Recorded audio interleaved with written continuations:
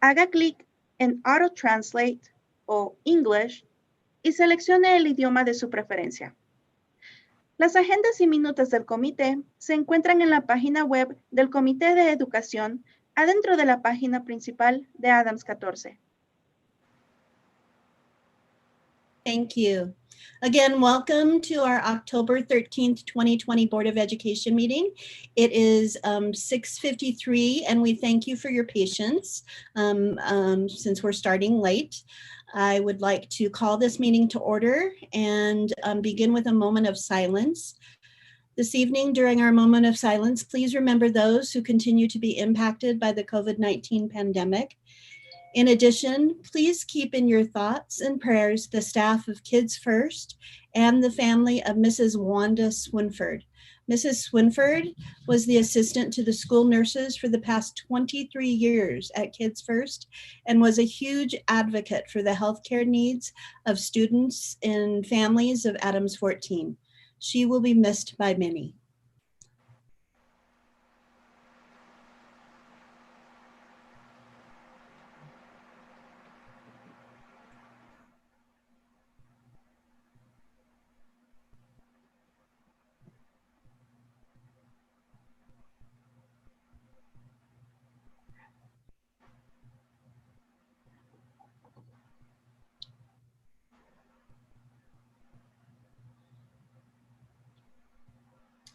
Thank you. Monica, roll call, please.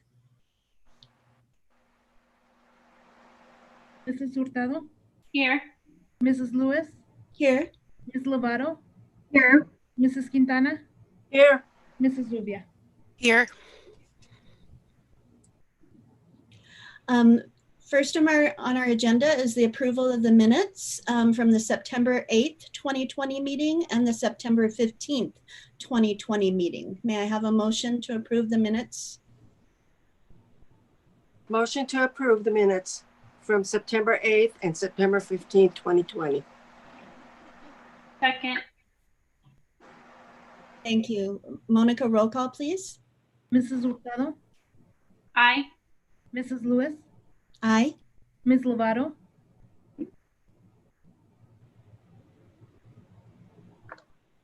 Aye. Was I on mute? Sorry. Mrs. Quintana?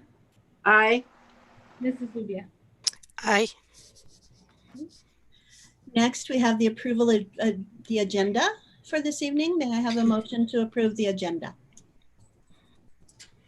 Motion to approve the agenda. Second. Thank you. Roll call, please. Mrs. Hurtado? Aye. Lewis? Aye. Ms. Lovato? Aye. Mrs. Quintana? Aye. Mrs. Zubia? Aye. So this evening, I believe we have two recognitions. Mr. Rangel, would you like to introduce these for us, please? You bet. I would like to introduce Mr. Brian Clark, our principal at DuPont Elementary School, who has two recognitions tonight. And we're going to turn that over now to Mr. Clark. All right, thank you. Can you hear me okay? Thumbs up? Mm-hmm. Awesome, thank you.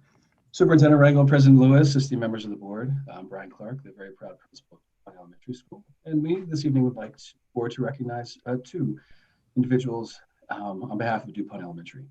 So when we started the year, there was a lot of uncertainty, and one of which was around how we're going to get school supplies to our kids. And so our parent liaison, Nancy Morris, reached out to the Ascendant Corporation, and they donated backpacks full of school supplies for all of the 400 students at DuPont Elementary School, which working in conjunction with our amazing teachers at DuPont, we were able to distribute. And so Lucinda Herrera is watching on behalf of the Ascendant Corporation. We thank you ever so much for your support this year. And this was not the first year where you've supported DuPont students in that way. So thank you very much. Should I move directly to the second or should we pause? No, go ahead. Awesome, thank you. All right, and then continuing on through uncertainty, I would like to recognize one of our own, Lewis Baldwin, the instructional coach at DuPont Elementary. And so these times are hard. Many of us are just surviving, getting through the day. But some of us, though, are actually thriving. And I'd like to recognize Lewis Baldwin from DuPont as a member of the Adams 14 and DuPont Elementary team who is doing just that. So not only is he supporting, according to his role, the certified staff at DuPont, he's also going above and beyond serving the classified staff and even beyond DuPont themselves, working with Pat Almeida. She'd like to recognize him as well in training the team, the SWAT assessment team that was assessing all of the elementary school kids throughout the district, and through his support and his ability to adapt and thrive in these uncertain times, that team as well as the DuPont team are much more successful than they would otherwise be in his absence. So Louis, thank you so much for your support. We greatly appreciate it this year. And that is all. Thank you all for your time. Thank you, board members.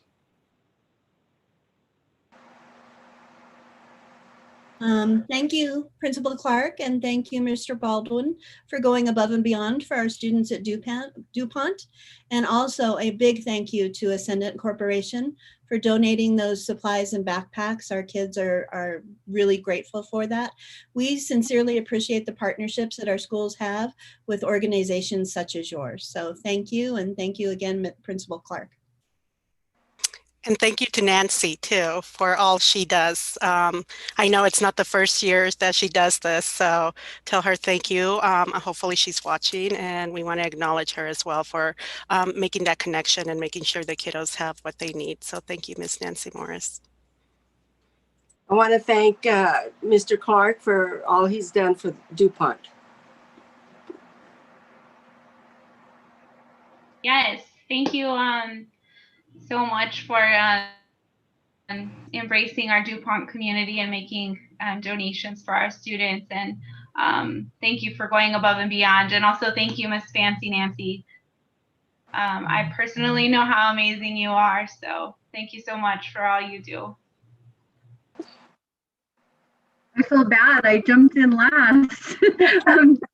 I love you all. Thank you for going above and beyond. And thank you, Mr. Clark, for recognizing them for their great work. Great. All right, next up we have Superintendent report. So back to you, Mr. Engel. Thank you, President Lewis. Just under Adams 14 update, just a couple of things that I want to share tonight. I'd like to utilize the Adams 14 update to share a little information about the things that we have been working on, paying attention to, and trying to bring about. The first one is last Tuesday, we had our first in a what's going to be a monthly town hall meeting with the Adams 14 community, our students, our staff, and our parents, and our community members. And our first one was well attended. And as we continue our town hall meetings, it's going to be really important.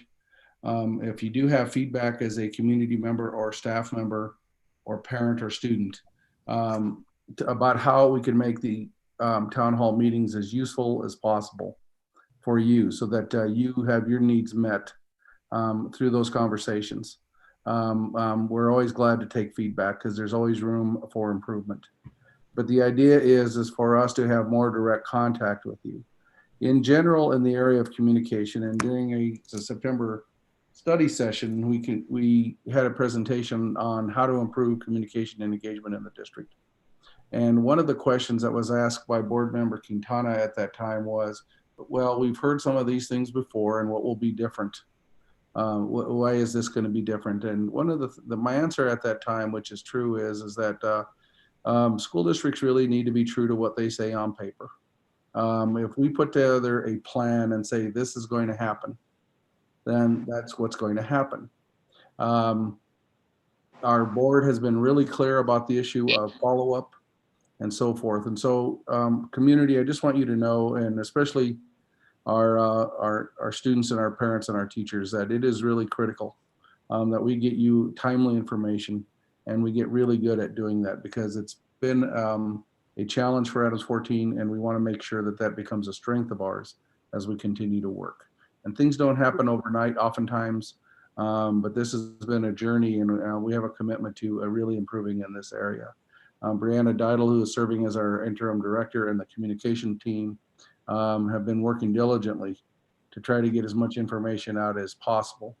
And the information, if it's not useful or it's not in terms that you understand, I feel like we need to do a better job at that so that it's much more user friendly, and we will continue to work on that journey.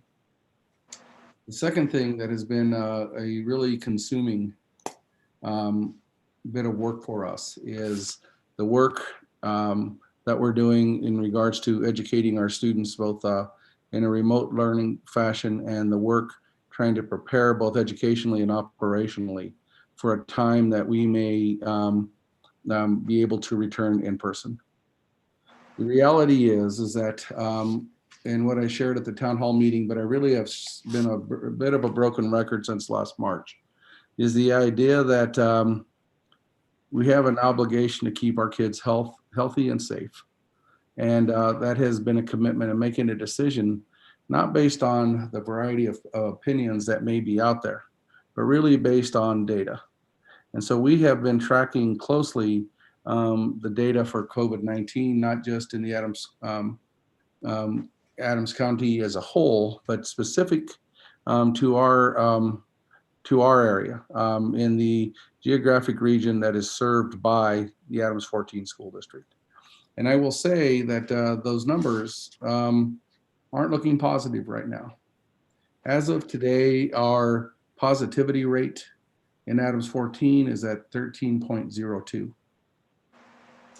which really places the district in the safer level 3 high risk category. Just about 1.8 points away, a positivity rate away from being at a stay-at-home order, if we would use the dial provided to us by the state and by Tri-County Health. The second piece of data that we've been tracking is the incident rate within our within the area that Adams 14 school district serves. And right now our incident rate is at 394.54. What that means is that places us right now at the stay-at-home or severe level. And so I guess part of the reason I'm sharing that information with all of you, both as parents and as community members that are listening in, and our students as well, is it is difficult on a school system when we are resting in a community right now in which our rates are so high. And really what it's going to take is a concerted effort on the part of all of us to follow the guidelines that are recommended so that we can now flatten the curve within not just Adams County, but within our school district. And that includes wearing a mask when you're out in public and when you're near others or meeting with others. That means social distancing. That means trying to avoid being part of gatherings out in the community that have more than 10 people. It means that all of us are going to have to do our part in order to bring our community numbers down, because when we bring our community numbers down, that will also have a positive impact on our schools and in our ability to feel as comfortable as possible, making sure that we have things in place and bringing our students back.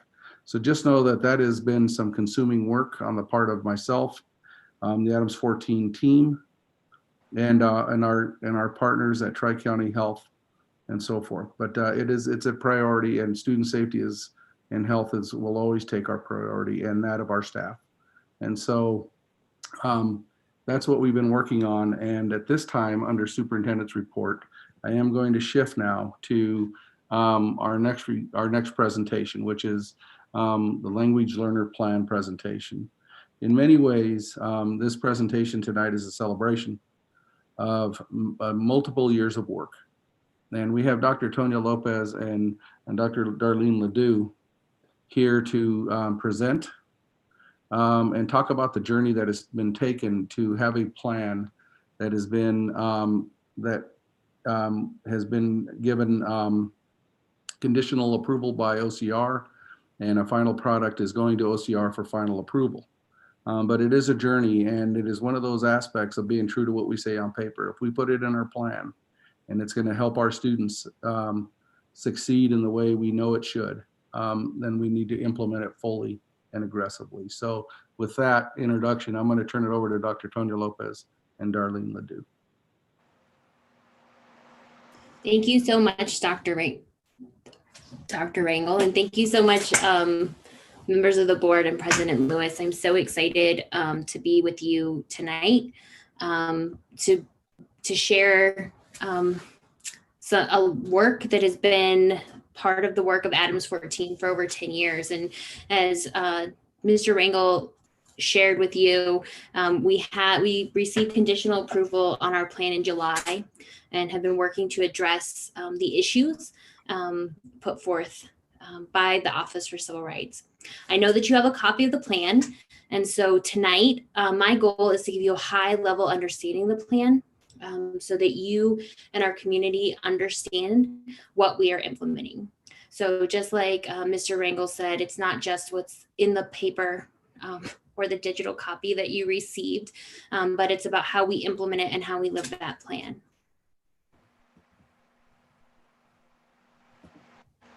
So today I'm going to spend a part of my time with you to review and celebrate that journey for our language learner plan, and then provide you an update on our dual language program as part of our plan. So we have a long journey in our plan. Let me go back. So first I wanted to start and talk to you a little bit about language. And of course that slide isn't loading, but that's okay. So language is an important part of who we are. Most words carry lots of meaning with them. And the word language does the same. When we talk about language, we talk about a piece of someone that is inherent to who they are. The language that a person carries with them their family, their community, and their culture. The language of a family is given to a child when the baby is still in its mother's womb.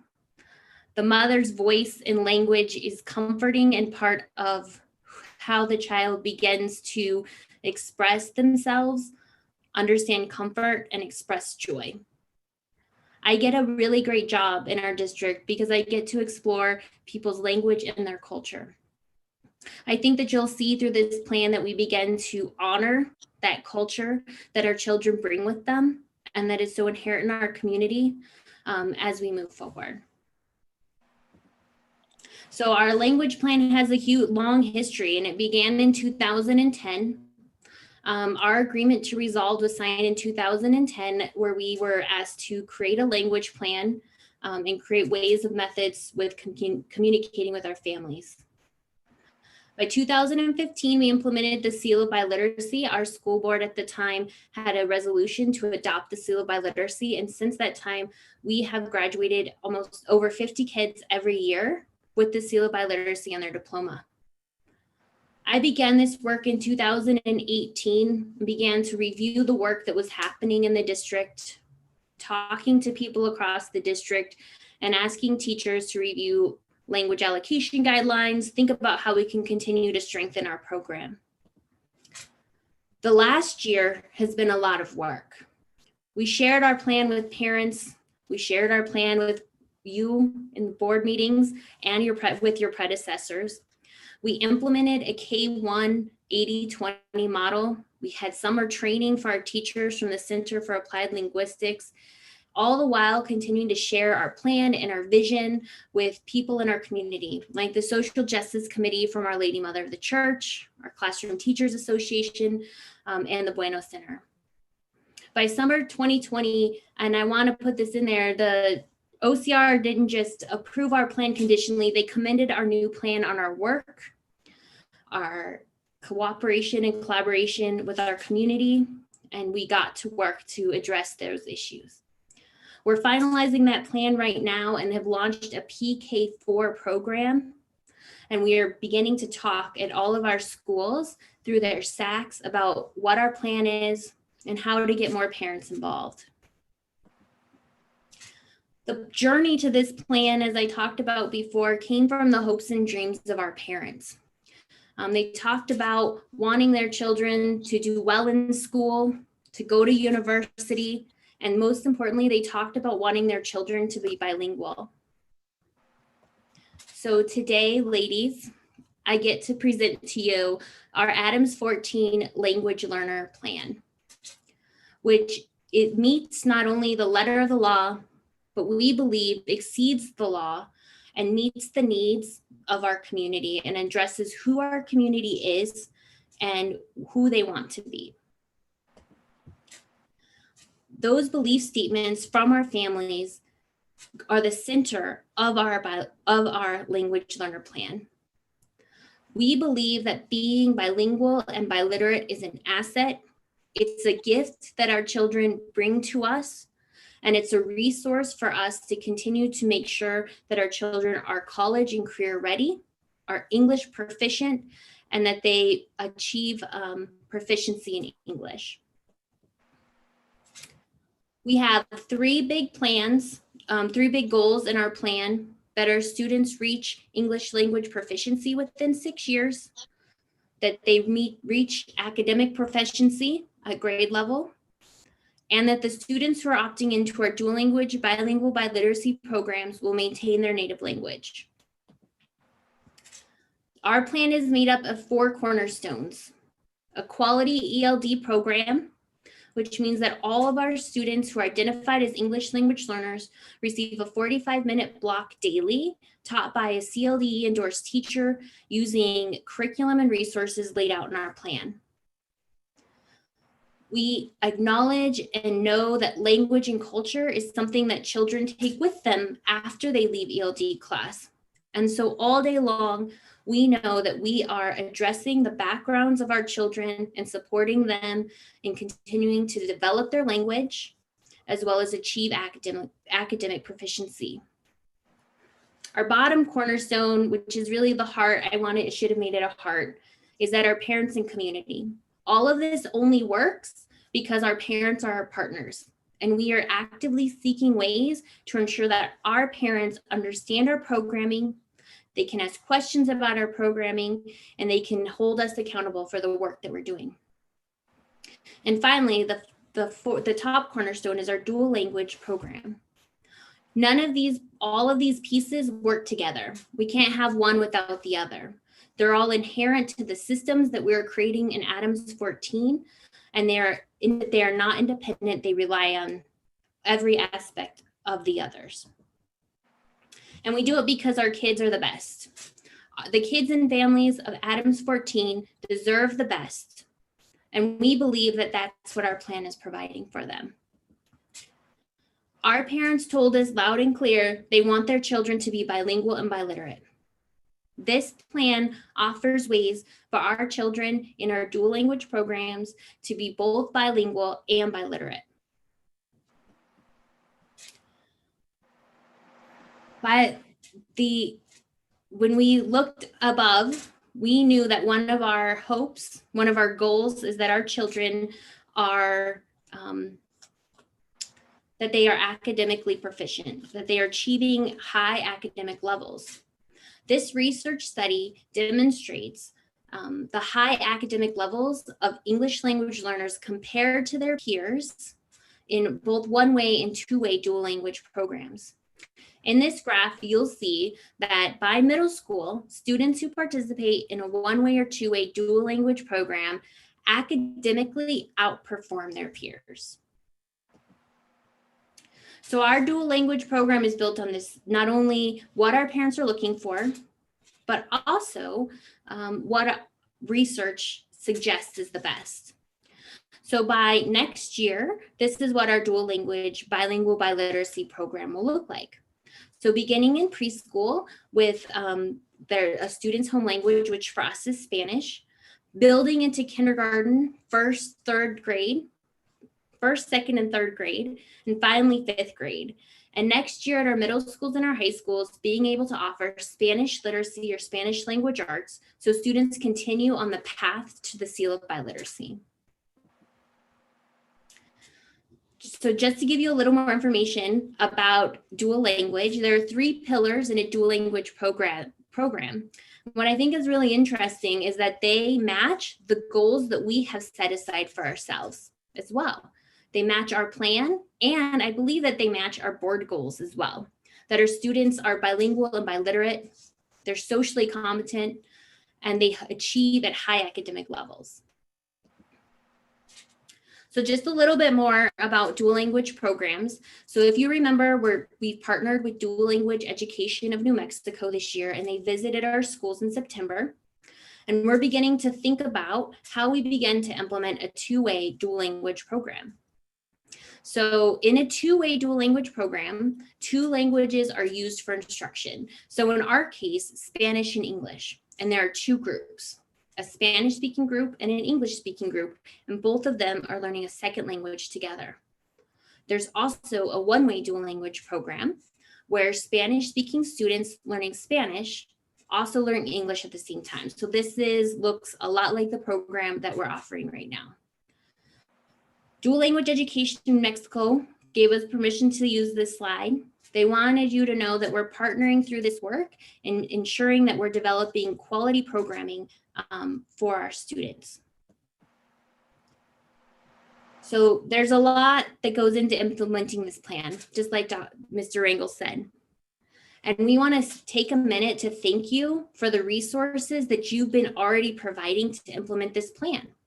So for example, our new curriculum is available in both Spanish and English, and we're using it this year to support our programming. You provide us additional coaches and also professional development and training for our teachers.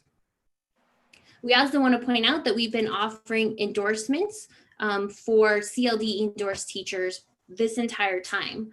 And so I wanted to take a minute to thank each of you for not only your belief in the work that we're doing, but that you're also beginning to put our resources where they need to be to ensure the success of our plan.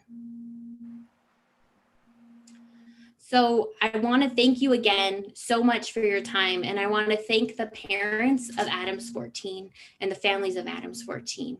We are 14. Our community deserves the best. We work to provide the very best. In our opinion, this means that we will work to fully implement this plan. This is our opportunity as Commerce City, as Adams 14, to use the strengths of our community to ensure that our language learners are successful.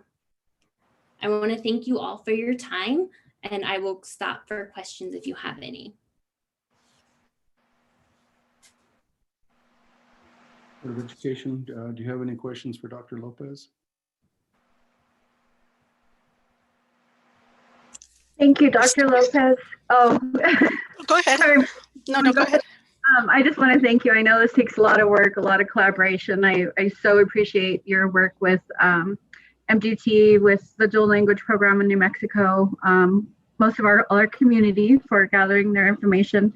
I think my questions lie around the existing dual language programs that we have, which I did not even know about, sadly.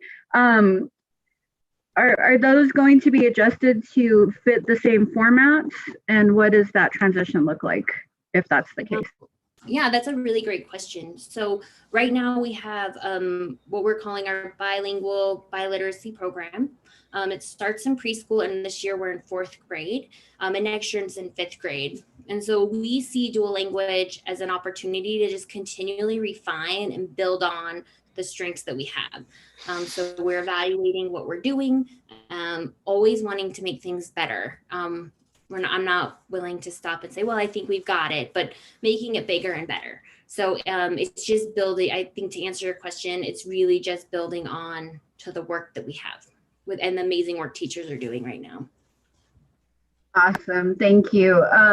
My other question is, you guys know that I have an affinity for dual language. I think we have an amazing opportunity in our district.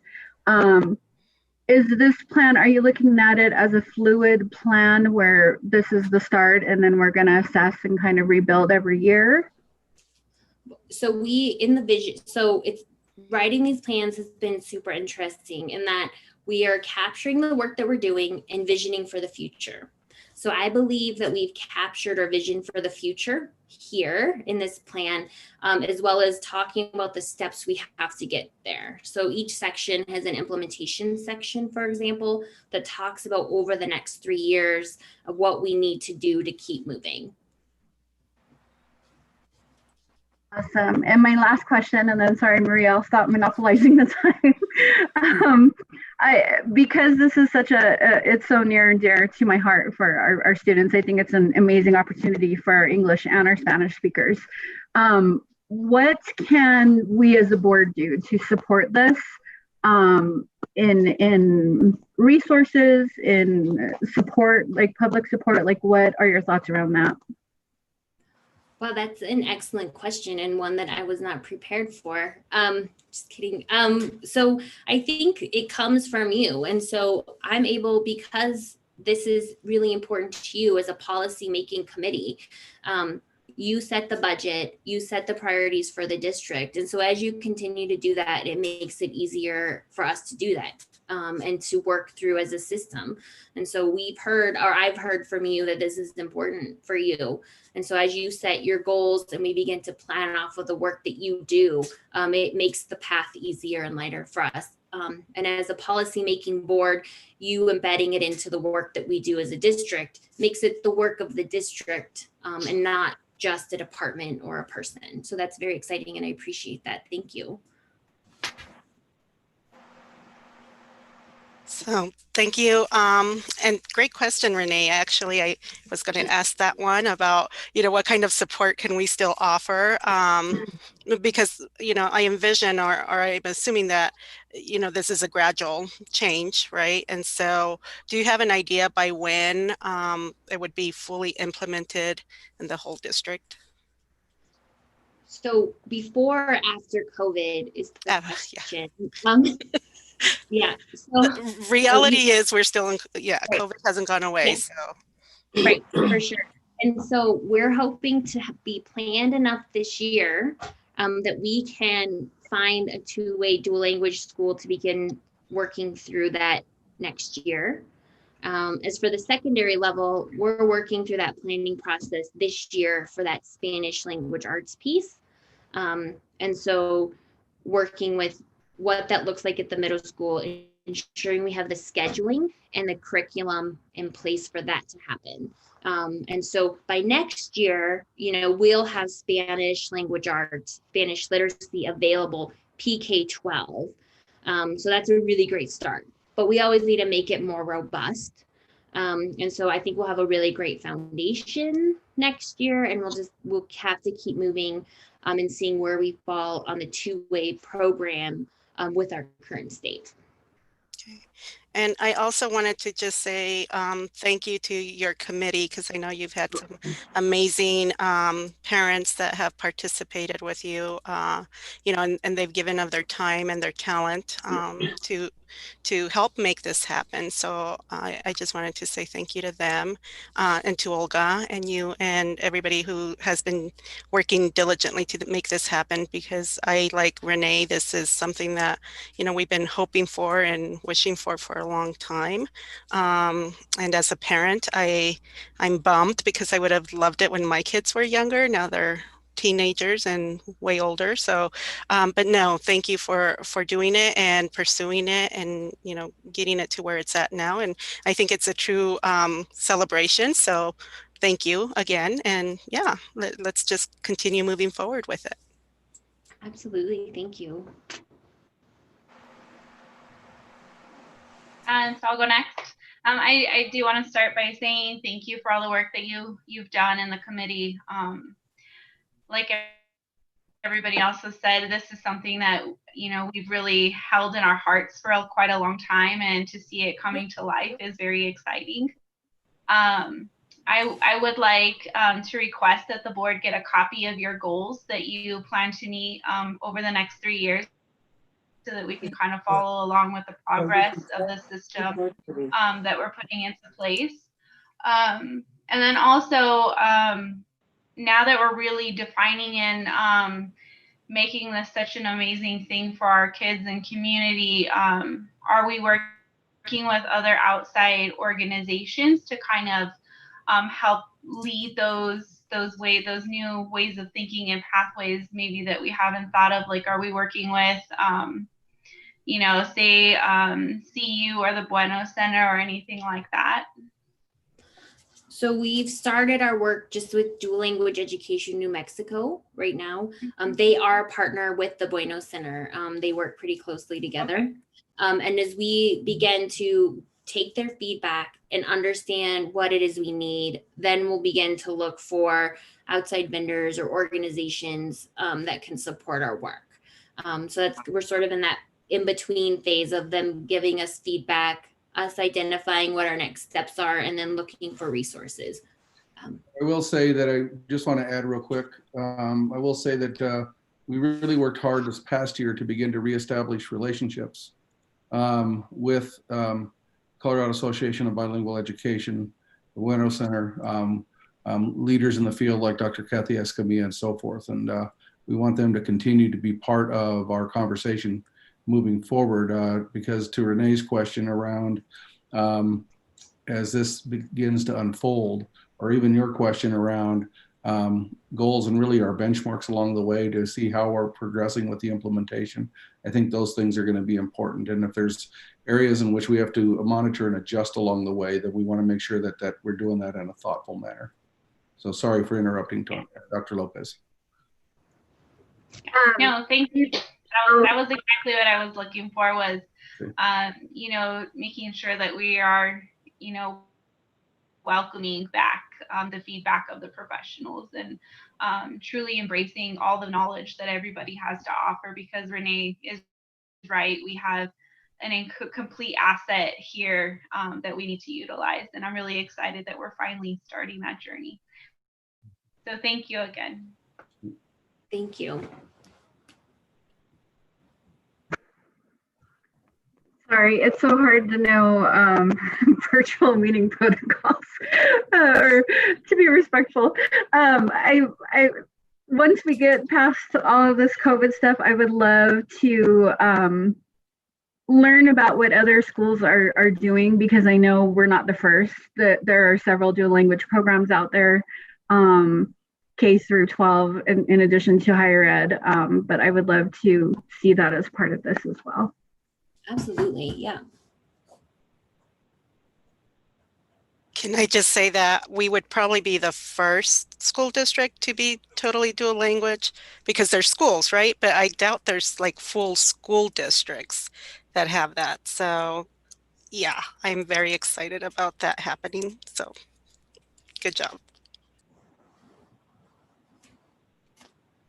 Dr. Lopez, I want to thank you for your passion and commitment to this project. I know you're very passionate about it. It shows in everything that you do. And I just wanted to also thank Dr. Ledoux for her input in this. I've worked with both of you in different districts, and know that you put everything that you have into the projects that you're working on. So I thank you for that. And I'm so excited for the opportunity for this to happen. So thank you. Absolutely, thank you. Any final questions? Thank you very much, Dr. Lopez and Dr. Ledoux, I know, who's on as well. So and everybody else who has taken a part and been part of this journey along the way, especially our parents that have taken the time to do that. So it is appreciated. Now it's just time for us to get this done. So thank you. Thank you all so much. Thank you, President Lewis. We do have some audience comments this evening. I believe we have 4, and Ms. Hurtado is going to read those for us. If they exceed 3 minutes, she's going to stop, as is the rules for our audience comment protocol. So Ms. Hurtado, it's your turn. Thank you. So bear with me that I'm reading this from my phone, which is teeny tiny.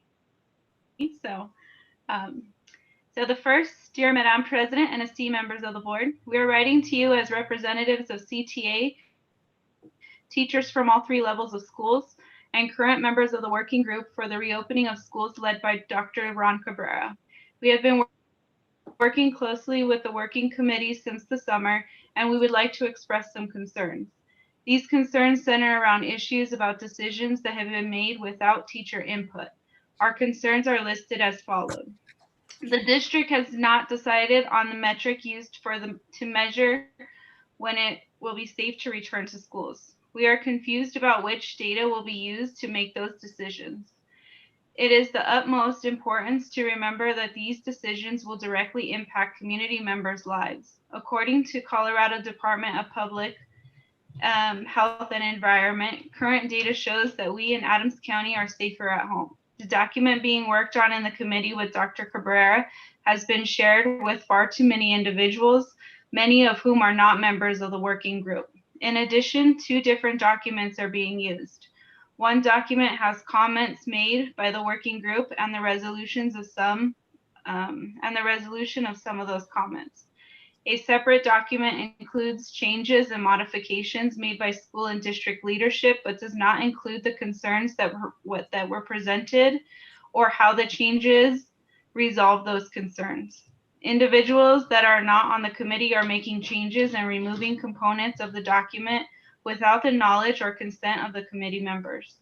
The general feeling is that the decisions regarding the return to school buildings have already been made without teacher input. Therefore, the working group merely gives the appearance that teachers' input is being considered.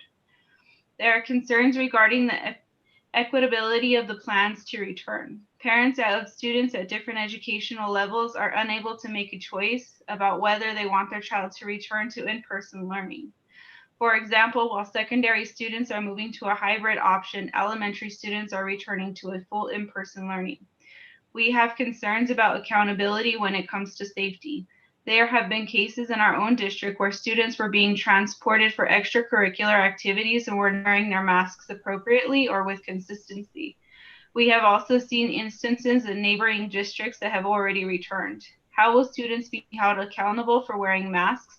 And what consequences for students who choose to remove their masks? There have been no consistent communication regarding regular COVID-19 testing for staff. Communication regarding temperature checks implies that checking of temperatures will be left up to parents, and their word will be sufficient evidence for that their child does not have a fever. Similarly, there will not be temperature checks for staff prior to entering building. Due to very real space constrictions, we would like to see a valid model showing that appropriate.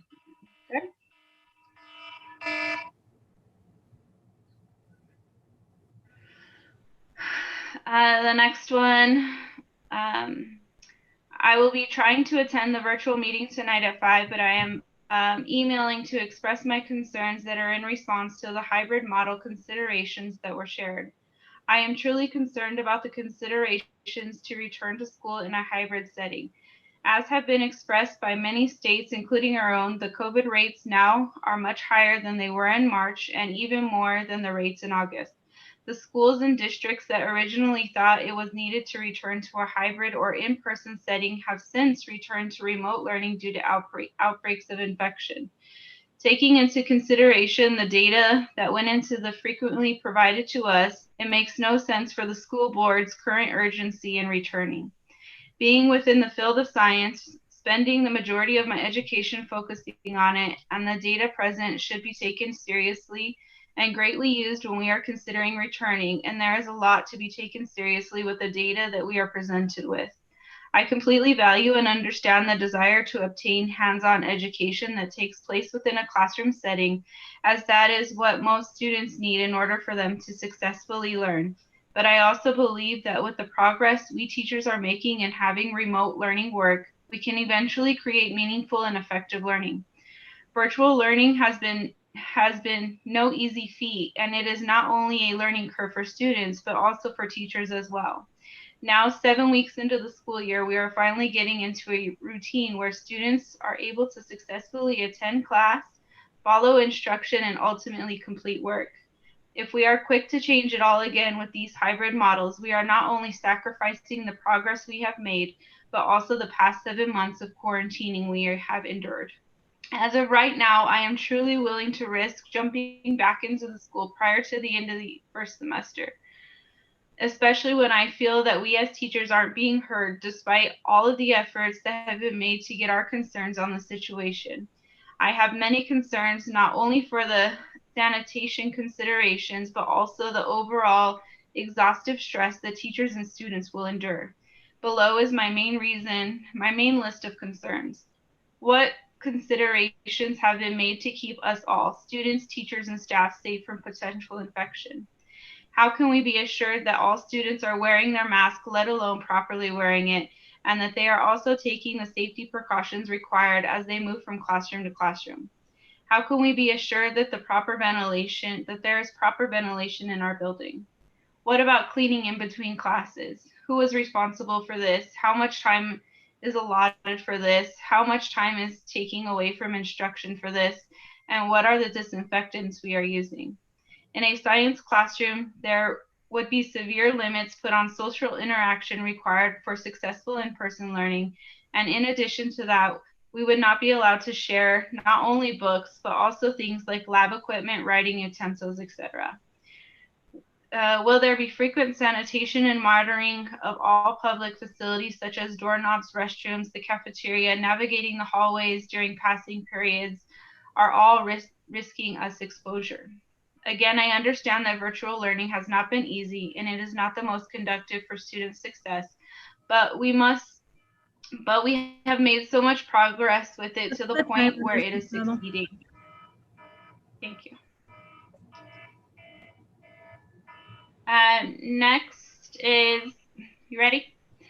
My name is Brian Johnson. I am a teacher at Kearney Middle School. Especially due to the risky number of cases in Adams County, I believe our students and community would be safer with us continuing online school and not going back to hybrid. Thank you.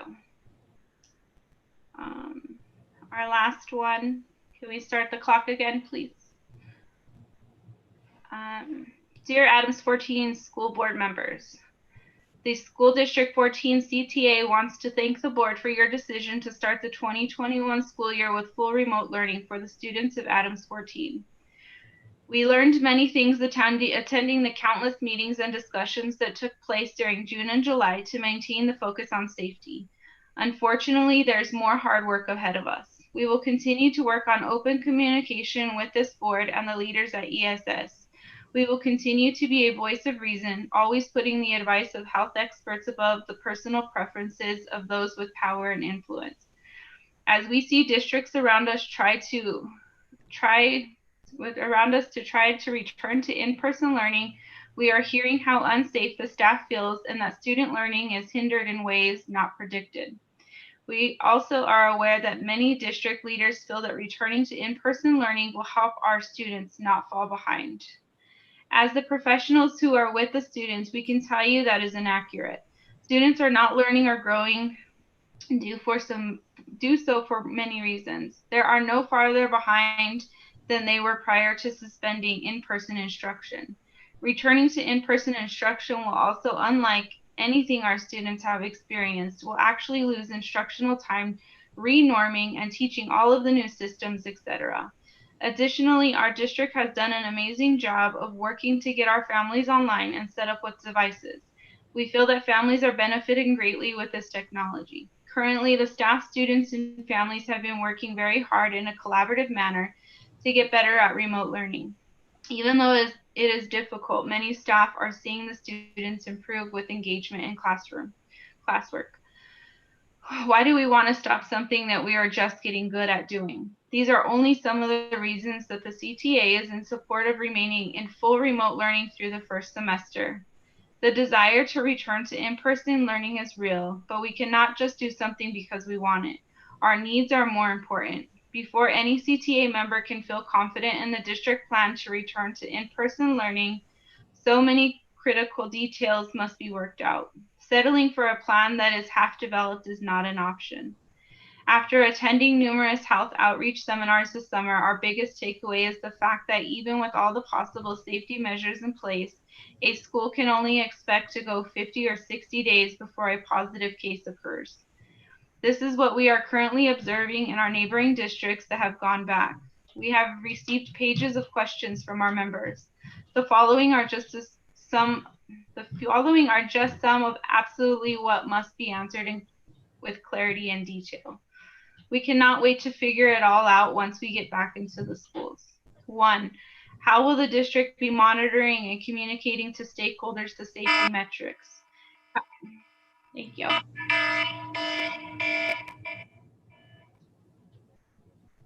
Thank you, Mrs. Hurtado. These letters will be posted on our website, so you can read them in entirety.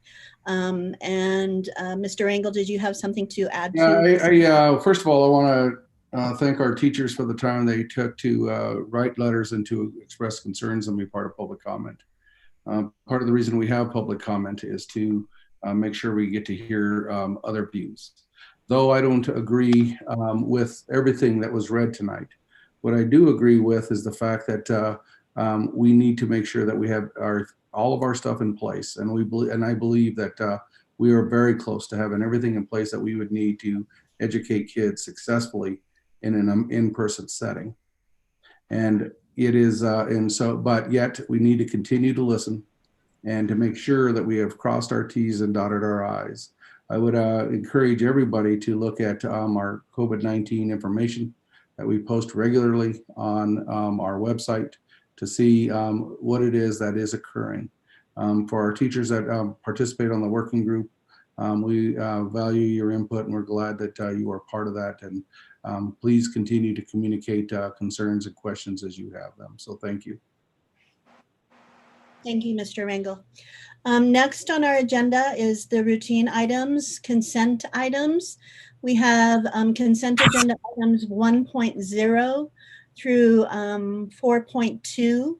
May I have a motion to approve the consent agenda for items 1.0 through 4.2?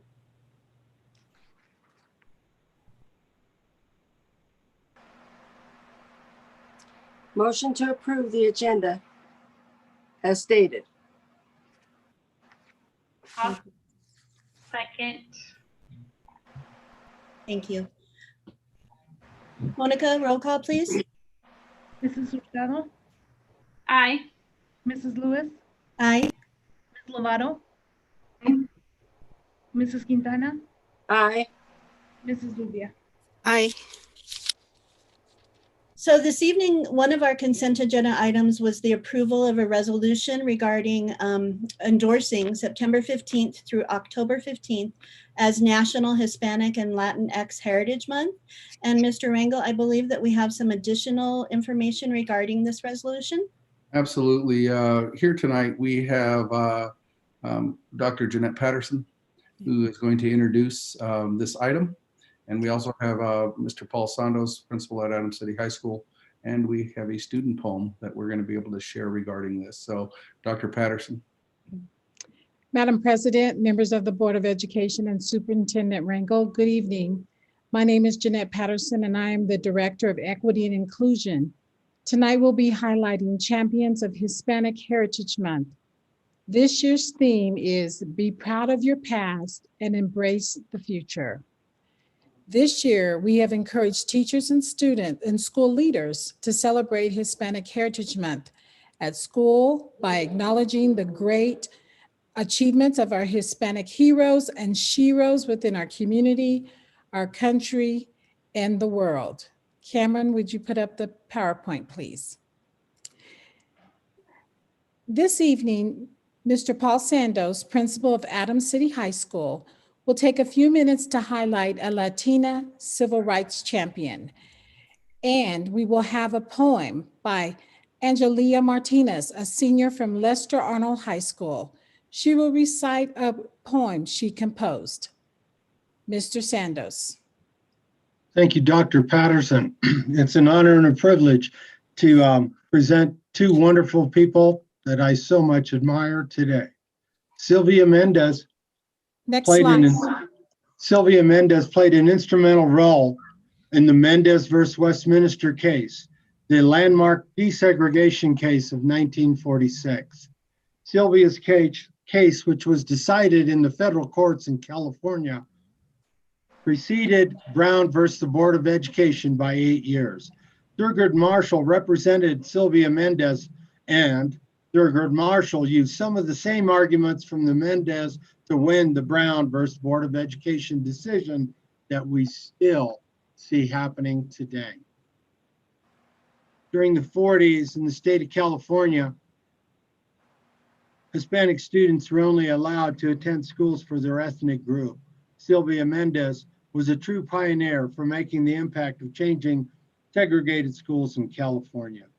Miss Mendez was born in Santa Ana, California in 1936. As a young child, Miss Mendez was the center of the landmark 1946-47 case, Mendez versus Westminster, in which her parents and neighbors fought against segregated education for children of Mexican descent in Southwest California, a case that banned segregation in California public schools and paved the way for the national ban on segregated schools. Thank you, Cameron. Can we go to the next slide? After 32 years, Sylvia Mendez retired as a nurse, still working for people. And one of the great things in the quotes that she gives when she does her speeches was what her parents told her. Don't you know what we're fighting for? We're fighting so you can go to that beautiful white school. We were fighting because you're equal to that white boy. In 2011, President Barack Obama bestowed upon Sylvia Mendez the Presidential Medal of Freedom. Today, she still works as an American civil rights activist. One of my heroes. Next, one of my students who I've become quite close with. She's so contemplative and so thoughtful. Let's hear the poem from Anna Leo, please, Mr. Weiss. I define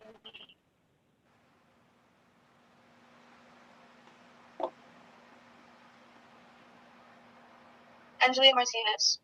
Yes, I am Latina, but my strength defines me. My braveness defines me. My love defines me. I define me. I am from long nights of cumbia and carne asada. I'm a proud mixed baby of a Spanish mom with a sprinkle of Native American and French. I am from long braided hair and souls who are warriors. I was raised by a woman who refused to let the world drown her because of the color of her skin. She became the water. My strength defines me. Often my race is mistaken for what I am not because of the lightness of my skin, but that is until they hear my name. I don't look Latina. What is a Latina supposed to look like? I don't speak the language. That must mean I'm not Mexican, right? Wrong. It is how I define myself. I am not quiet and I refuse to be afraid. My braveness defines me. Braveness is what got us to where we are today. Without the protests, without the fighting back, we couldn't have done half the things we believe are normal in our time. We should not have our color, our race, our accents decide whether we live or die because we are going 5 over the speed limit. We should not have to worry about going up against someone who will have the advantage for the job when we have twice the experience they have just because of our skin. You sway and dance to our music, our mariachis, our bossa nova, our samba. You slurp down our tequila, our chili, our salsa. You love our culture. Why don't you love us? You say we are lazy, but we steal your jobs. We deserve to be treated equally. We deserve not to be afraid anymore, but most importantly, we deserve to give ourselves a chance. Our heritage is not a stereotype, but if we don't give ourselves a chance to be free and absorb what our world has to offer for every single one of us, what is the point? We are all so different. None of us are exactly the same. That being said, why separate us into groups? No one truly fits. Our heritage is being our true selves. No one can tell you who you are, nor tell you your future. It is up to you to choose your path and figure out how you want to define yourself. I know who I am not. I am not a damsel in distress restored Zorro. I am neither Cheech nor J-Lo nor your Chola. I am not your stereotype. I am not your spicy tamale the Mexican made in the gringo spring. But I know who I am. I am Frida Kahlo. I am Cesar Chavez. I am Judge Sonia. I am Astronaut Ellen. I am Leader Dolores. And I am Representative AOC. I am Angelina Martinez. We are from a long line of achievers who shaped our world to what it is today. We are unstoppable water ever flowing. I am, we are for long braided hair and souls whose souls were warriors, whose souls I love. I am, we are shining stars in all the darkness. So yes, I am Latina, but my bravery, my strength, my love define me. I define me. Thank you so much for joining us in celebrating Hispanic Heritage Month. As you know, we have highlighted a few champions, but the true champions are right here in Commerce City. Those who continue to inspire, educate, and empower our students to be successful in society. Thank you. Thank you very much. That was wonderful. Board members, do you have any comments?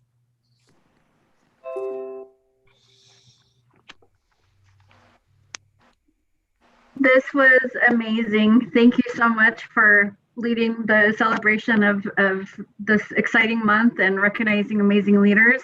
I was blown away by that students' work.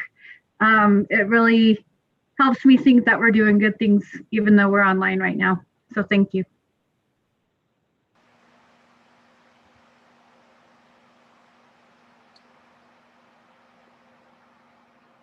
Anybody else?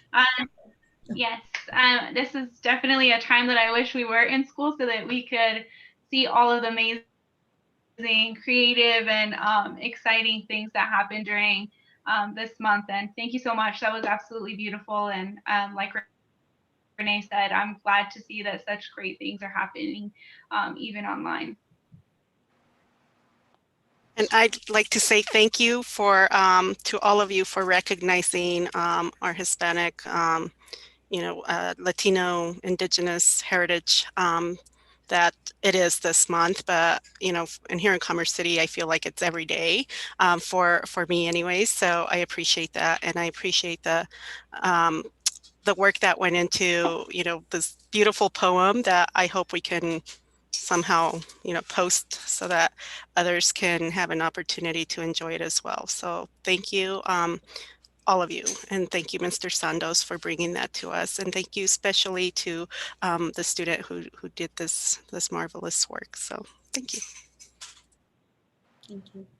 Thank you, Dr. Patterson and Mr. Sandos. Yes, as I said, it was, as all of my board members said, that was wonderful, a great way to celebrate this month virtually. And we really appreciate you taking the time to do that. And please extend our thanks to the student who wrote that poem. It was lovely, lovely. So thank you. Okay, Mr. Rangel, did you have anything else to add to that, or are we? I do not. Just I'm appreciative of the work of our students. Great. The thought that they put into recognizing who they are. It's appreciated. So thank you. Thank you. So we're going to move into our business items. We do have several policies that are up for discussion and first reading this evening. I'm going to go through each policy and ask for a motion for approval of first reading. If you have any thoughts to share, please let me know on each policy, and then we'll vote to approve them. At the next board meeting, these policies will be considered for second reading and approval. So with that, the first one is policy GBGA. It is a new policy. It's called Staff Health and Medical Examination Requirements. And we will be voting on immediate temporary policy implementation per policy BG, and again, second reading for the next board meeting. So may I have a motion to approve item 1.1 policy GBGA? Motion to approve item 1.1 policy GBGA. Thank you. Second. Thank you. Is there any discussion or comments about this policy before we vote? Okay. Hearing none, Monica, will you please roll call? Mrs. Hurtado? Aye. Mrs. Lewis? Aye. Ms. Lovato? Aye. Mrs. Quintana? Aye. Mrs. Lubia? Aye. Our next policy, actually it's a regulation, is 1.2 Policy GBGA-R, it's also new. It's the regulation to go with the policy we just talked about. So it's staff health. I have a motion to approve item 1.2, policy GBGAR.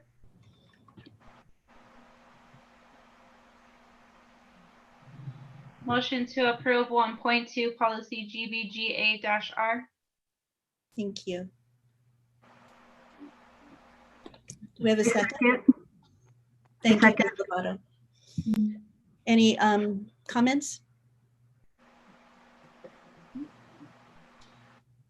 Hearing none, Monica, roll call, please. Mrs. Hurtado, Aye. Mrs. Lewis, Aye. Ms. Lovato, Aye. Mrs. Quintana, Aye. Mrs. Zubia. Aye. Our next is item 1.3, policy EBBA. This is a revision to a current policy, prevention of disease, infection, transmission. I have a motion to approve that policy.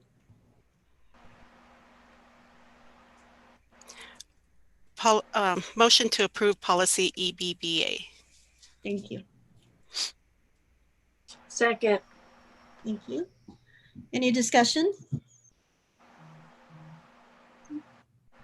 Monica, roll call, please. Mrs. Hurtado, Aye. Mrs. Lewis, Aye. Ms. Lovato, Aye. Mrs. Quintana, Aye. Mrs. Zubia. Aye. Next is item 1.4, policy EBBA-R. This is a revision to a current policy, handling of body fluids. May I have a motion to approve? Motion to approve EBBAR. Thank you. Second. Any discussion regarding this policy?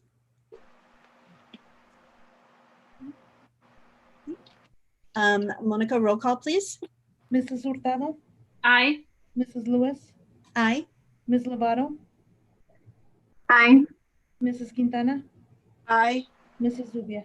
Aye. Thank you. Item 1.5, approval of policy EBBA-R2. This is a revision to the guidelines for prevention of disease transmission. May I have a motion?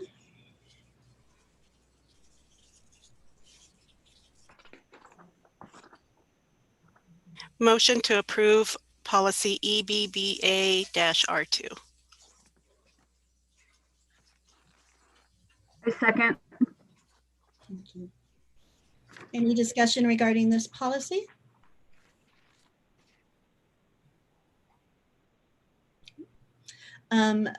Monica, roll call, please.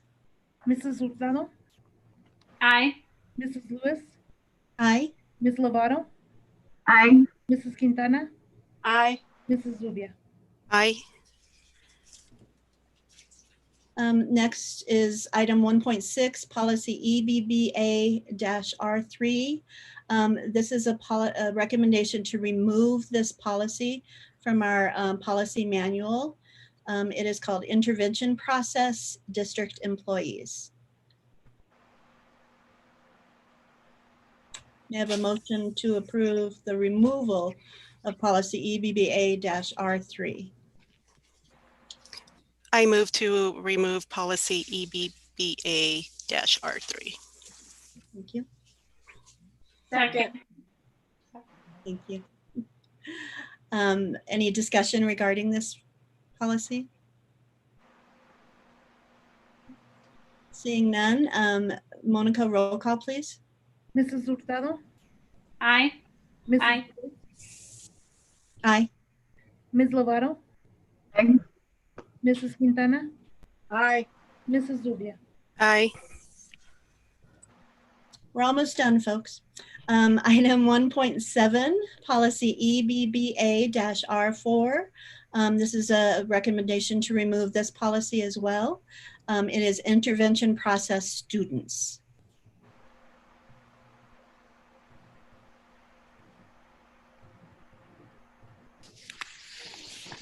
I move to remove, Recommend.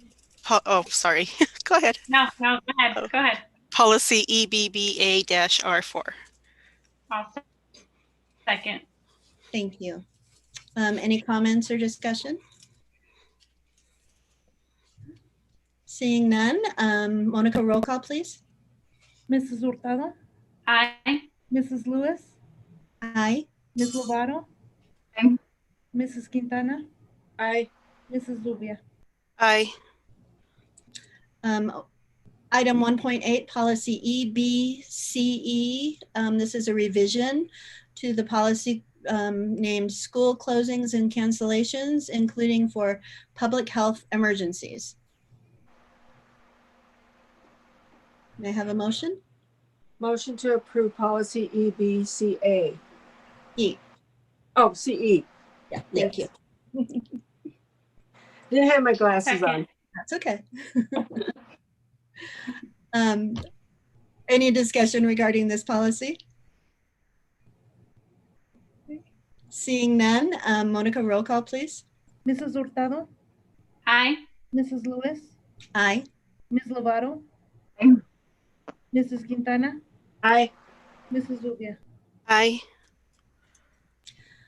Policy 1.9, item 1.9, policy JH. This is a revision to the policy student absences and excuses.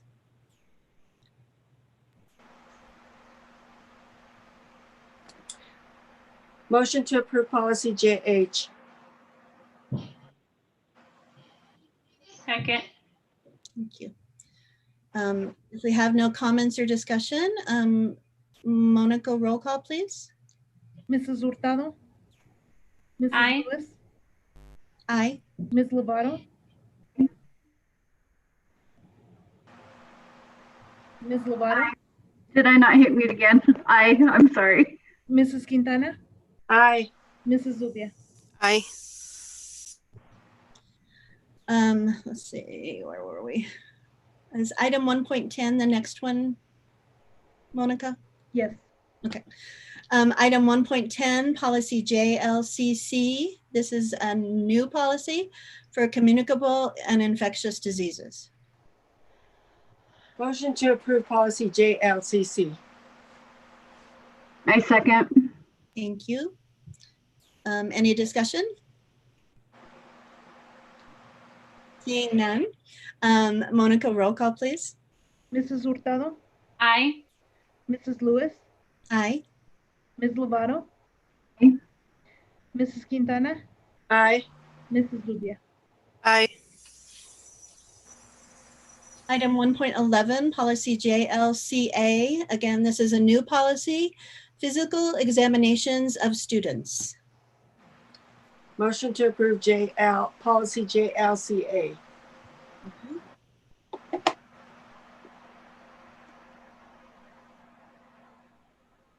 Do I have a second? Second. Any discussion regarding this policy?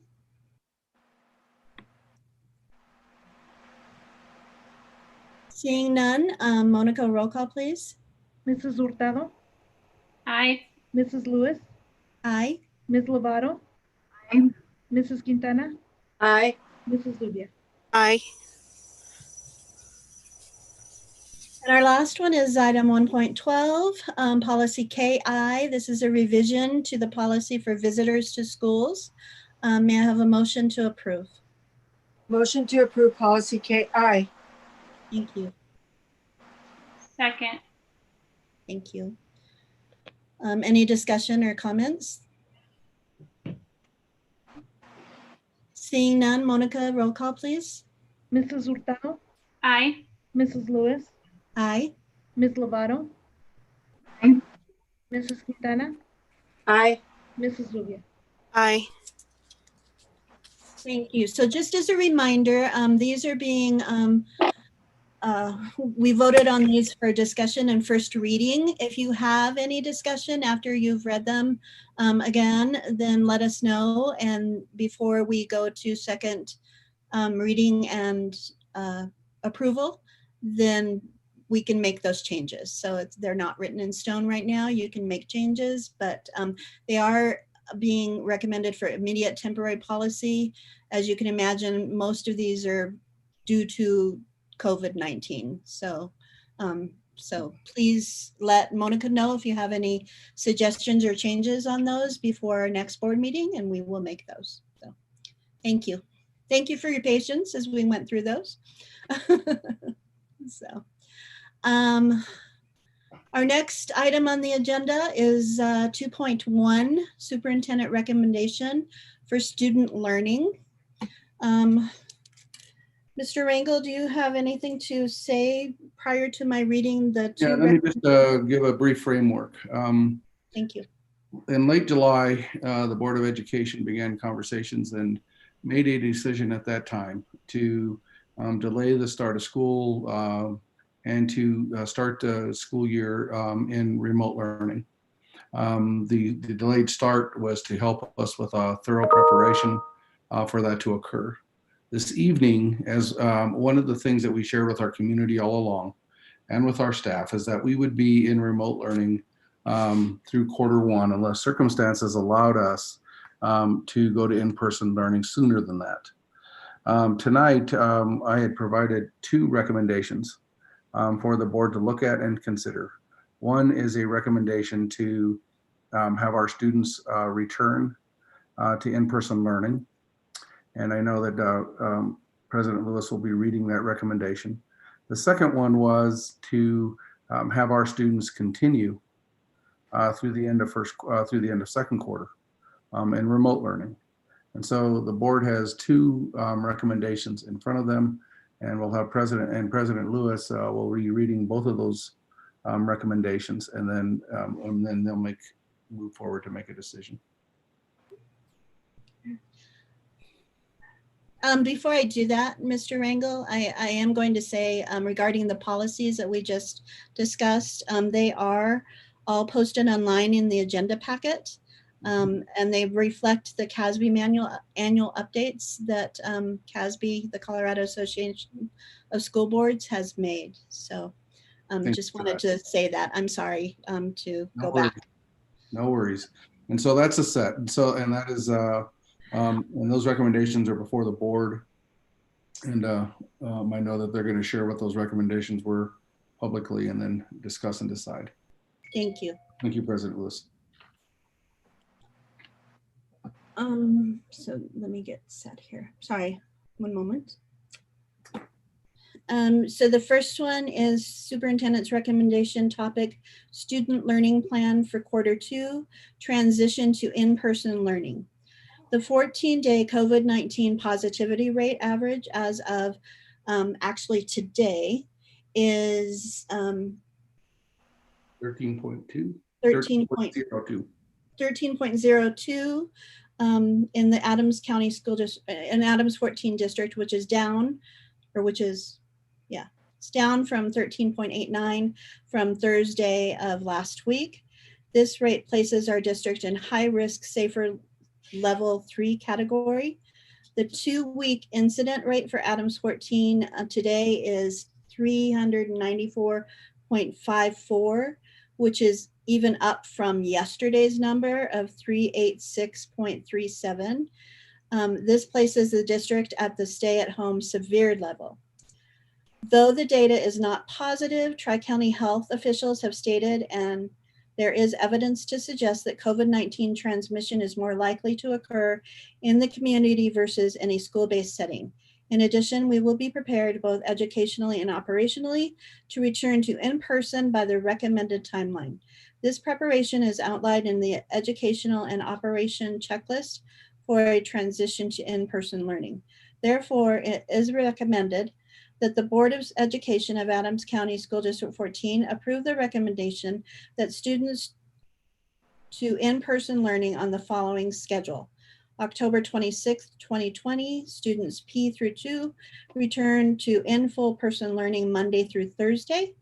November 2nd, 2020, students in grades 3-5 return to full in-person learning Monday through Thursday.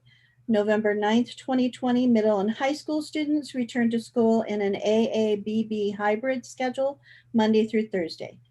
Additionally, with this plan, the students will participate in asynchronous learning, independent learning each Friday, and teaching staff will utilize this day for planning and preparation.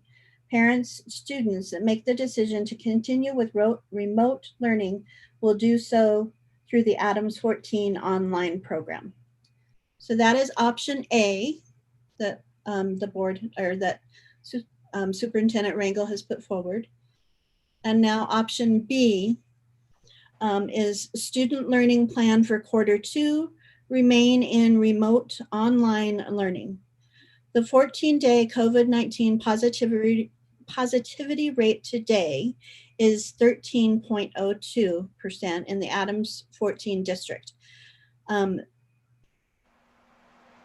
This is down from 13.89 on 10/8/20.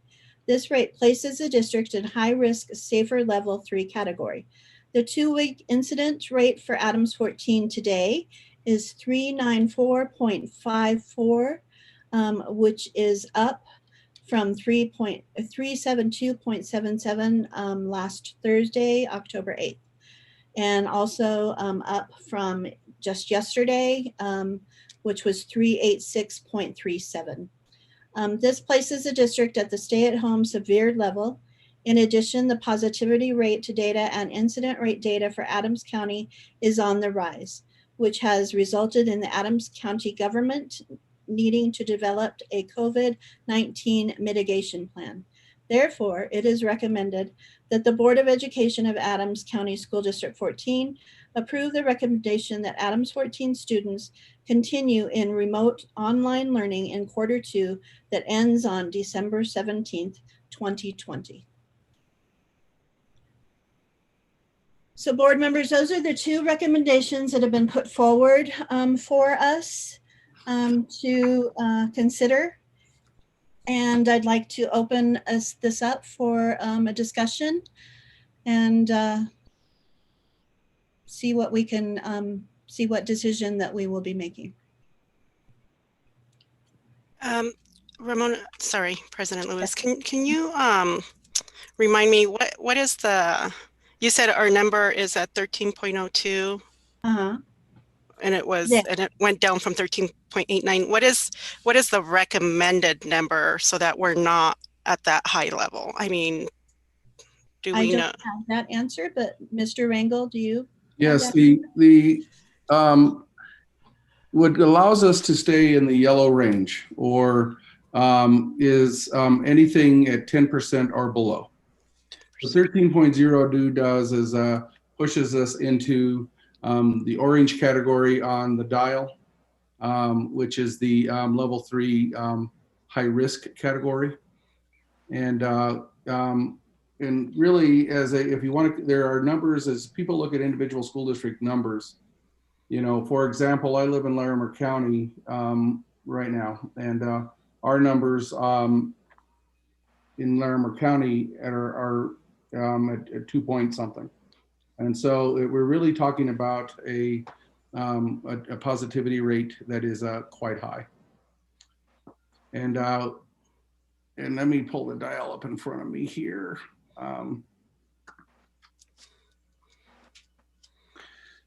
So yes, we really need to be safer level 2 in the concern area or yellow. We need to be not greater than 10%. We are at 13.02 currently as of today. If we would hit 15% or higher, it puts the positivity rate at the stay-at-home or severe level. With the incident rate that is being referred to, safer level 2 or the concern level is 75 to 175 per 100,000 over a 2-week period as far as the incident rate. And we are sitting at currently at 300.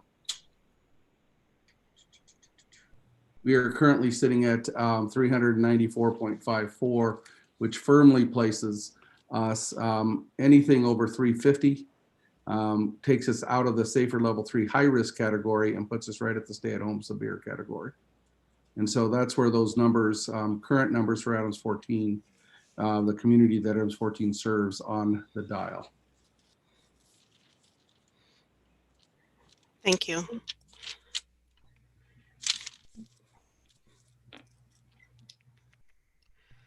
So as I said, board members, we have these two proposals to consider. And I'd like to open this up for a discussion and see if we have a motion for consideration on one of these proposals. President Lewis, would you prefer that we make a motion first and then talk about it, or what is your preference? Okay. I would like to move that we vote to approve option B, remain in remote online learning. I will second.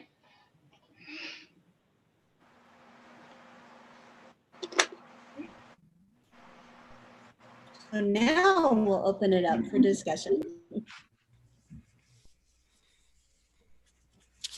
Okay, well, I guess I'll go first. Don't everybody speak up at once.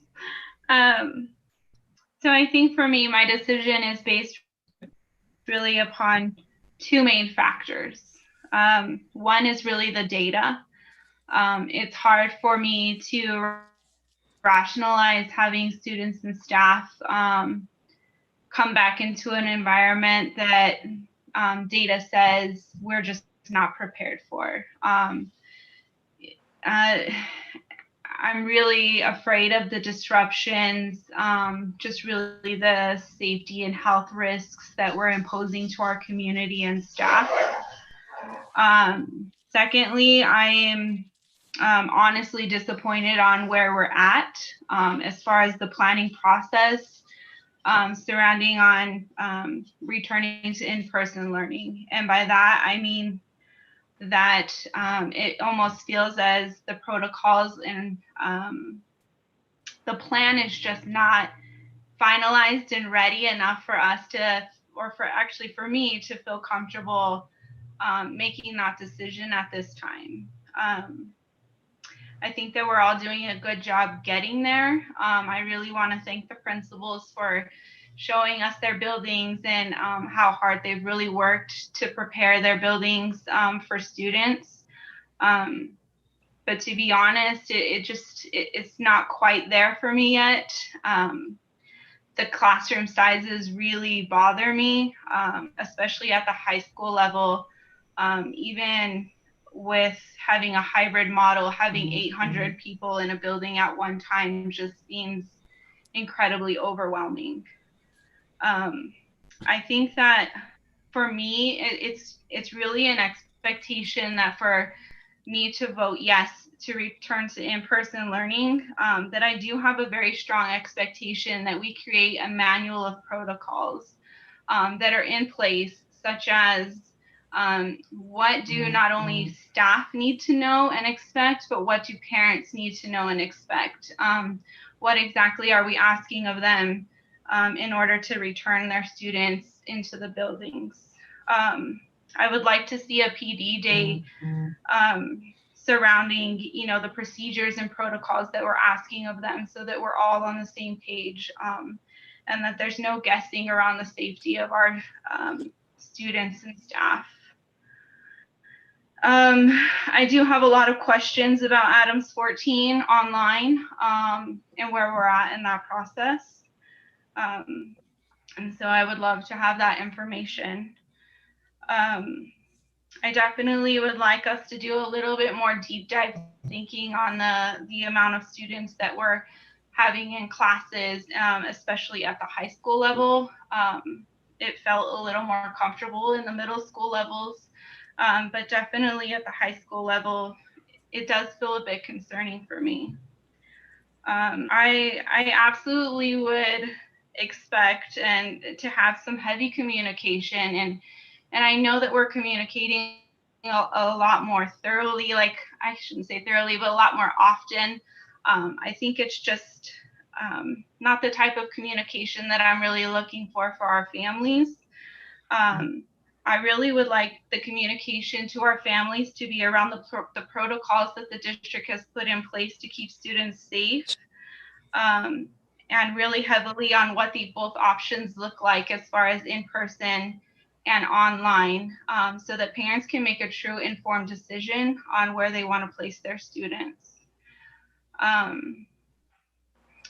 I had a really deep conversation with another board member, and I really love the idea, and I would love to create a COVID response team kind of at each level, elementary, middle school, and high school, that includes all of the stakeholders at every level, including parents and students, and ultimately a board member, so that people feel that they are represented, heard, and that we can do this work together, because we are in it together.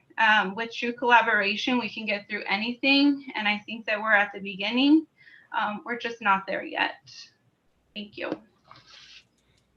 Thank you, Mrs. Furtado. I too, I mean, I have lost sleep over this. I know my board members have as well, and I know that our leadership team has. Most likely, everybody in the district has lost sleep over this, but it is the district's utmost importance to keep our students and staff safe during this COVID-19 pandemic. Our duty as board members is to provide a safe learning environment, and also to provide an opportunity for our students to receive an effective education. And these are kind of in dueling with each other over this, with this pandemic. Our students are learning at home remotely, and while it may not be the learning that they would receive if our district was in person, they are learning and they have established a routine. I believe somebody said that earlier. Yes, that we all agree that in-person learning is the best for our students, but I do have fears that if we make the move now to in-person learning, students may experience frequent learning disruptions due to cases that pop up requiring a period of quarantine. So they're back and forth, and that's going to affect their learning. These transitions cause another loss of learning while they get used to the new routine. And that's probably not the best learning that we can provide. We need to provide stable learning for our students. In addition, in this community, many of our families live in multi-generational homes. And while our younger students may not be ill, they do have the chance to carry germs home that may impact the older family members that live with them. So I just, the data shows high incidence of outbreak in our area. And I just feel like remote learning right now is the best way to go with these numbers the way that they are. Like I said, our duty is to provide a safe learning environment for our students. So I think staying on remote learning is what we need, to consider. So I'll take a turn now. So I did weigh my options on both of these and did lose sleep, as I'm sure everybody has. Just hearing from everybody and everybody's point of view, and seeing, yes, of course, all our kids would benefit from being in person, and and hearing that perspective from those folks, as well as looking at the data, which we said we were going to do. So I just want to put that out there, that when we initially did this, make this decision back when we did to really go remote, it was based on data, and we said we would revisit it and reevaluate the data again. So it's not coming from a place of he says, she said, or somebody's opinion. And I think I just want to put that out there to be clear that at least I can speak on my behalf and say that, yes, we've been asking for data even up until the last minute. We're asking for data that was that's very important for us to consider.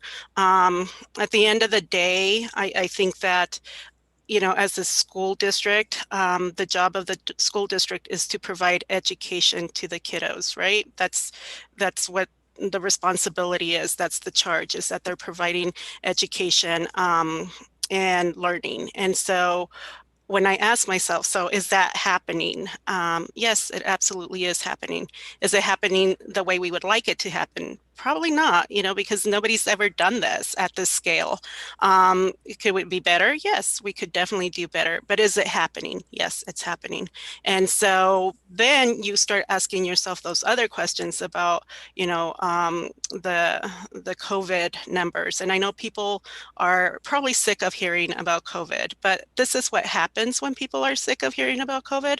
They stop following, the recommendations. They stop wearing a mask. They stop social distancing. We start hanging out with family more, and then our numbers increase. Right now, when I look at the data, because I have it up right now, and Adams County and Denver, we have the highest numbers right now, and we're putting the state at risk, not just our county, not just our school district, and a lot of this happens because people are just sick of hearing it, and I get it. I understand that, but I also understand that other perspective and the other point of view, and and I've said this before, unless you're personally impacted by someone who has had this awful illness and has passed away from it, like, some of us have, it's hard for people to understand how heavy that is and what a responsibility that is to say, yes, who am I willing to jeopardize if it's only a small percent of people who are going to get sick? And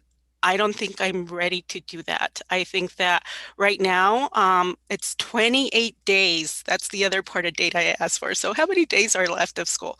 So 28 days before these kids can go on Christmas break. So we're talking about 28 education days, right? We have put up with this since March. 28 days, I think we can still remain remote and make this work. And that gives us more time. Like Regina said, yes, we did a tour of the buildings, and God bless everybody that took all the time to make this work with the tools they had, the information they had, and to the best of their ability. But at the end of the day, these numbers, this data, that they're here for a reason. I mean, obviously, those numbers represent people. I've been saying for a long time, we need to humanize the data. So when you look at the fact that we've had, let's say right now we have 145 hospitalizations due to COVID in Adams County area.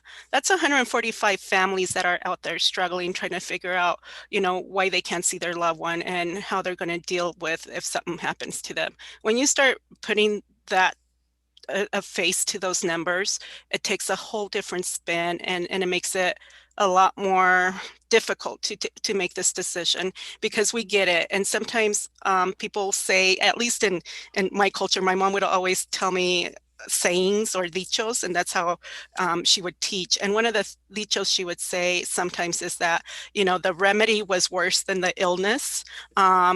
And in this case, the illness, no matter, because there is no remedy, you can never say that. You can never say that because of the fact that the kids are being taught remotely that, it's going to be the worst for them for their life. Because as I've said before, you can replace materialistic things. You can't replace life once it's gone. So to me, and that may mean that the kids are okay, but there's nothing to say that, like my other fellow board member said, they're going to take it home to a loved one, or they're going to catch it somewhere or somebody else. Right now, because it's so high, that's what we're getting at. The data says that our numbers are so high, it has increased, and it has increased to that point where, we could be, as a county, told to stay home again.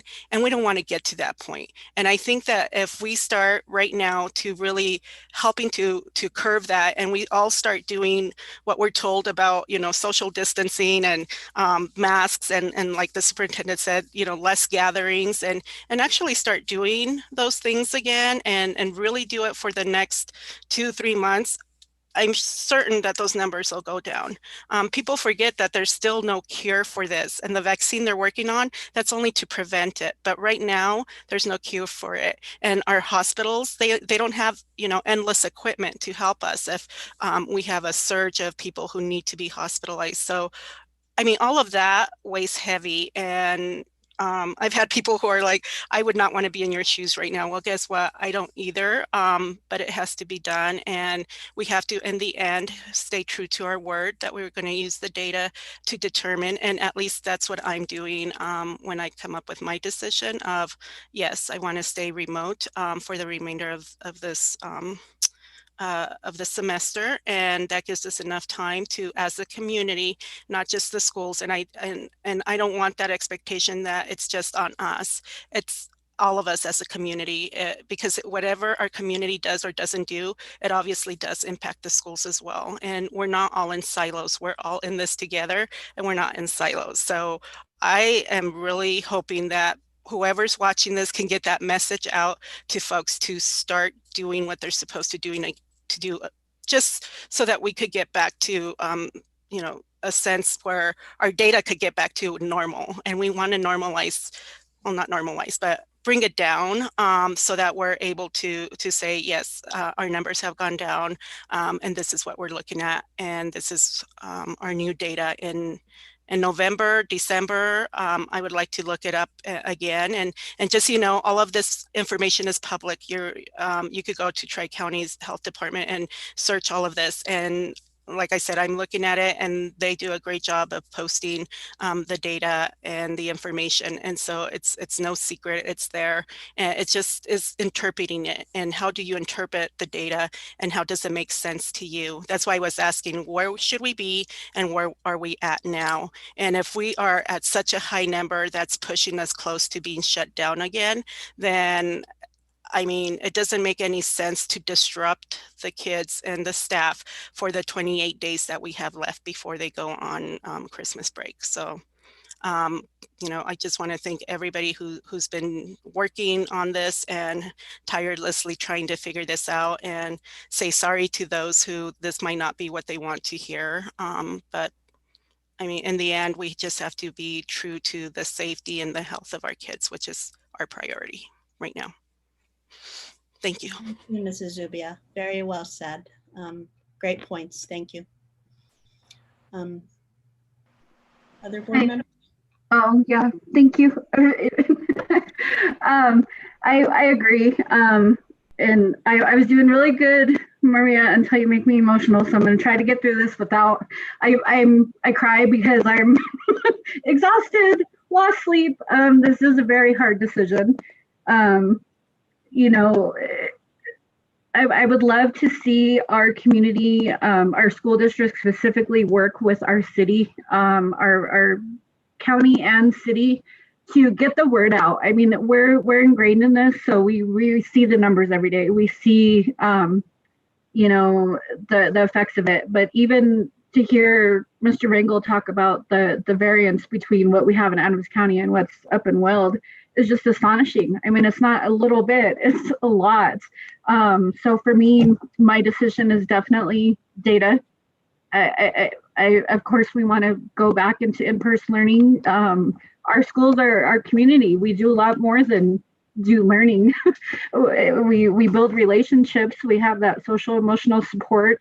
I also come at it with a little different perspective as far as the learning, because of my background in online learning. I'm really a proponent of it. I think it will work. And I think in giving our teachers, our students, our staff the consistency of, this extra 28 days to get things in place, I really think that they'll be all in. Right now, there's just been a lot of things up in the air, even as so far as to get the books and the resources that our students need, because it's like, are we going back? Are we staying?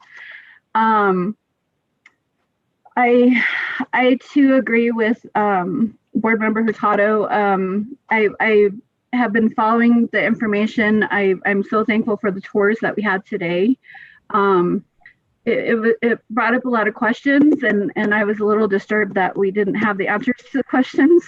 And then the fact that they weren't established enough to be communicated out. So I really think that this time would allow us to work that out, because I really think our team has been working tirelessly. I really think they have a lot in place. It's just putting that together and clearly communicating it to all of our stakeholders. that's really it. I could go on and on because I've been, watching videos, watching what the other districts are doing, watching Governor Polis today just talk about Denver and Adams County and how bad our numbers are. That alone is what kind of pushed me over the edge, because I too was with you, Board Member Zubia. We hear the cries. We hear it from our teachers, our students, our staff. Of course, we want to be back. We love you guys. We want to, have that community back. But we just, with the data right now, I'm just not okay with that. Thank you. Thank you, Ms. Lovato. Ms. Quintana, did you have anything to add? No, I think everybody said it all. And I'm just concerned that our kids' health, their health is in our hands. And it's not going to hurt much for us to prolong this a little longer. So I do agree with everything everybody said, though. We got to watch out for the students. Thank you. Thank you. Just before we started our meeting, I actually got a call asking where somebody could watch the meeting. And he, at the end of the conversation, he says, I do hope that you stick with the online learning, for a while more. So, parents are watching.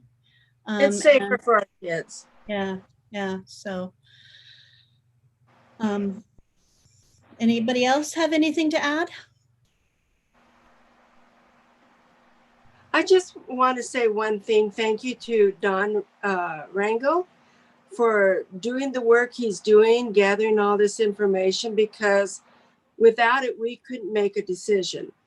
So I want to thank him for his hard work. Yeah. And he's been working closely with Tri-County Health, following that. And we certainly appreciate their assistance as well. Thank you.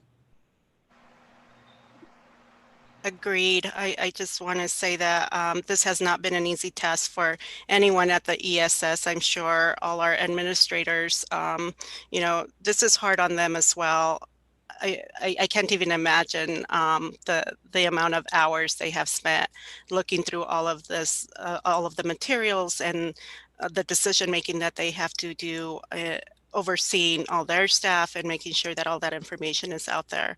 And so, I just want to let everybody know how appreciative we are of all that work, and once again reiterate that at least my decision and what it sounds like the rest of the board as well, we're not taking it lightly, and it was hard to make. And like I said, it's just the data has not helped, and reiterating that we need the community's help to bring those numbers down so that this could look different in November, December, January. So thank you everybody for all the work you guys did at the ESS, if you guys are watching. Absolutely. Thank you. Thank you, Mr. Rangel, again, for, working tirelessly with these two, struggling with these two proposals. We sincerely appreciate all the work that you and your team has done. So, did you have anything else to add, or? No, thank you. Okay. Thank you. So with that, we do have a motion on the table to consider proposal B, stay in-person learning until the end of the semester, right before winter break, December, remote learning. President Lewis, I'm yes. sorry. I just wanted to not overlook one of the recommendations that Board Member Hurtado about. I really like the idea of this time around really looking at the COVID response teams and what that looks like. So just didn't want to bypass that. I really appreciate that recommendation. So great, thank you. I'm certain Mr. Rangel will, consider their suggestions. And So again, we have a motion on the table for the proposal to remain in remote learning until December 17th, 2020, the first semester. So with that, Monica, will you please call the roll? Mrs. Hurtado, Aye. Mrs. Lewis, Aye. Ms. Lovato, Ms. Lovato, Aye. One of these days I will learn my mute button. Aye. Mrs. Quintana, Aye. Mrs. Dubia. Aye. Thank you all for your great thoughts on that. I know this is just, it's really hard, but we promised the community that we would go by the data, and the data is very telling. So I appreciate everybody's hard work. So that concludes our business. We have communications next. We've talked a lot this evening, but do any of my board members have anything to add? I have an announcement. Sorry, I wanted to make sure that our community knew that there will be flu shots offered on Saturday for any child in Adams 14. I believe it's ages 3 to 18 at Adams City High School. If you have not seen the flyer and the information, it should be on Facebook, and I'm assuming it's on the website, but I'll make sure to share it again.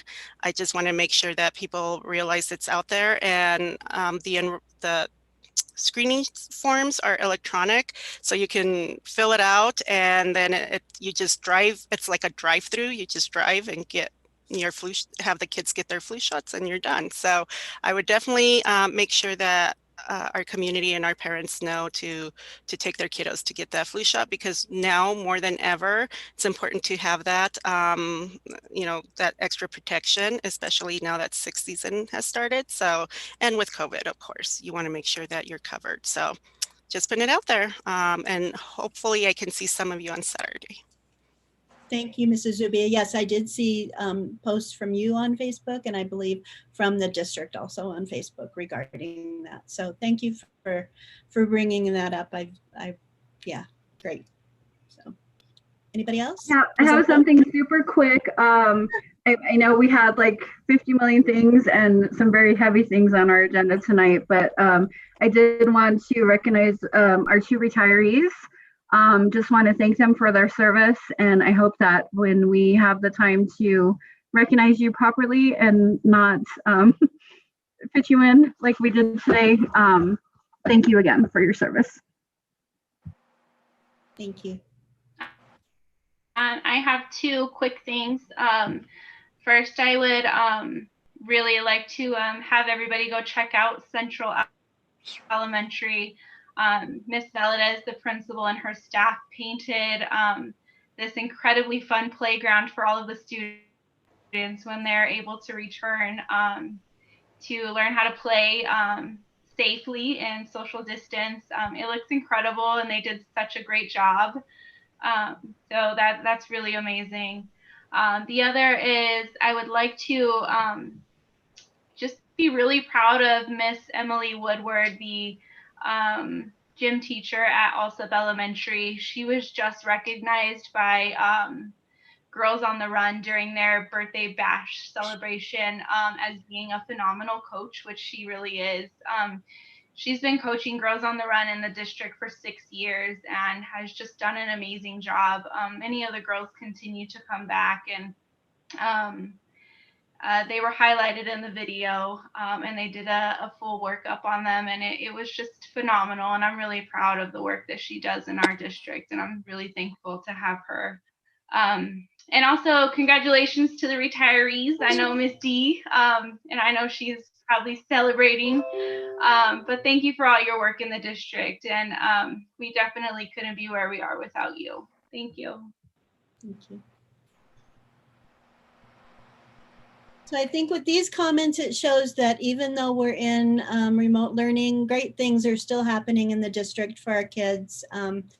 And that's going to continue, until such time we can be back in our schools. So President Lewis, just real quickly, I just want to remind all of our parents that we have parent-teacher conferences next week at all levels, and that those parent-teacher conferences are going to be happening in remote fashion as well. So be looking for some information from your school about how that can occur, so that you can get a progress update on how your children are doing.